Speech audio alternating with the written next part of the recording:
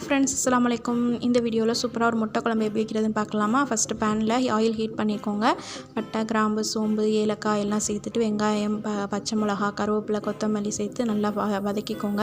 இதில் வந்து வெங்காயம், இஞ்சி பூண்டு அரைச்ச பேஸ்ட்டு சேர்த்து நல்லா கோல்டன் ப்ரௌன் ஆகிற வரைக்கும் வதக்கிட்டு தேவையான அளவுக்கு தக்காளி சேர்த்துக்கோங்க. தக்காளி வந்து நல்லா மேஷ் ஆகிற அளவுக்கு குக் பண்ணணும். அதுக்கு தேவையான அளவுக்கு உப்பு, மஞ்சத்தூள் ரெண்டுமே சேர்த்துட்டு நல்லா வந்து மேஷ் ஆகிற அளவுக்கு வதக்கிக்கோங்க.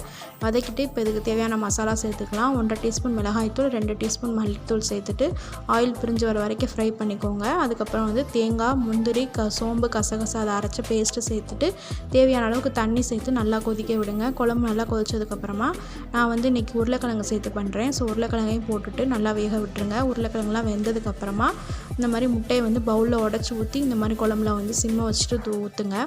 நல்லா முட்டையெல்லாம் வெந்ததுக்கப்புறமா மட்டன் மசாலா லாஸ்ட்டாக தூவிட்டு நம்ம கொதிக்க வச்சு இறக்கணும்னா சூப்பரான முட்டை குழம்பு